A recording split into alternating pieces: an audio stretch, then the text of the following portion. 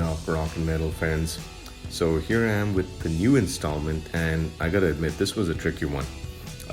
Just somehow, I'm not trying to play down the other ones which I've done in this series so far, but I mean, trying to pick three albums from Queen as to what would be my top three favorites. I mean, there were quite a few. It wasn't just, three records. So I had to really sit and have a think about this one. But having narrowed it down, I think I've kind of figured out, okay, which it would might be. So let's get into this. And the first one is obviously Queen 2. Now, it's not just about calling individual tracks on this album. I don't think Queen was ever, a band focused on just individual singles. It was more about the overall album, the packaging, the musical pieces, the way the songs just kind of flowed together and created this kind of interesting musical experience and journey for the listener.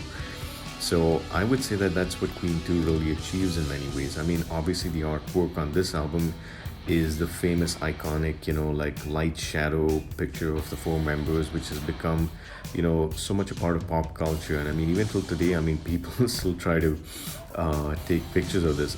I know I'm guilty of it as well. So that's something which I've done with a bunch of friends of mine who are also big Queen fans at one point.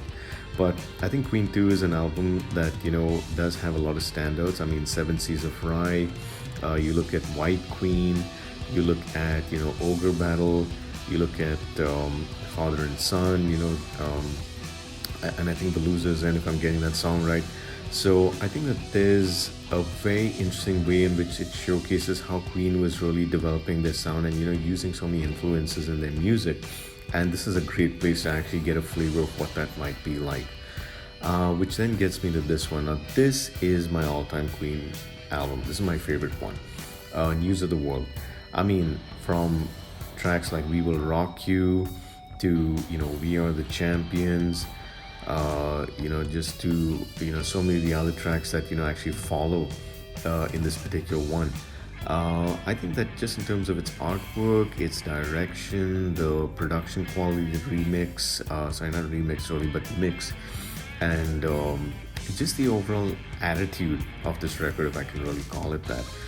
I think this is the quintessential Queen album.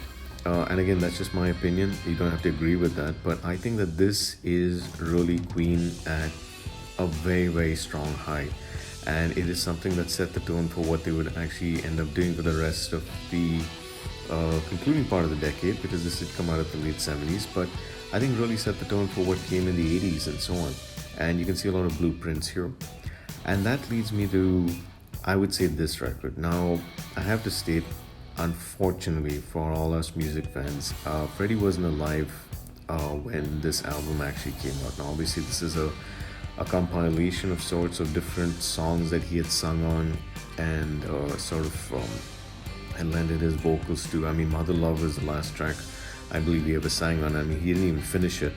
The last verse section was something that Brian May finished up. But I think just in terms of being a record and having a song which I consider to be my second favorite. I mean, the first obviously is The Show Must Go On, but second favorite being Too Much Love Will Kill You. I mean, the way in which Freddie sang on this, you can feel his pain. You can feel so much. There's so much of emotion. There's so much of drive. There's so much of, maybe you could even say bitterness, but it's channeled in such a positive way that Made in Heaven is definitely a record that, provides what I would consider to be a very, very solid, beautiful, and grand conclusion to Freddie's time in the band.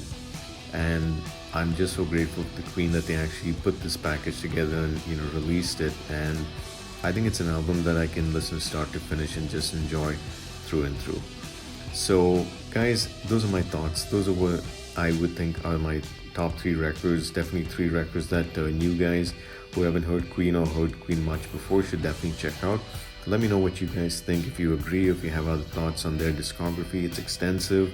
There's a lot to actually indulge yourself in, but love to hear from you.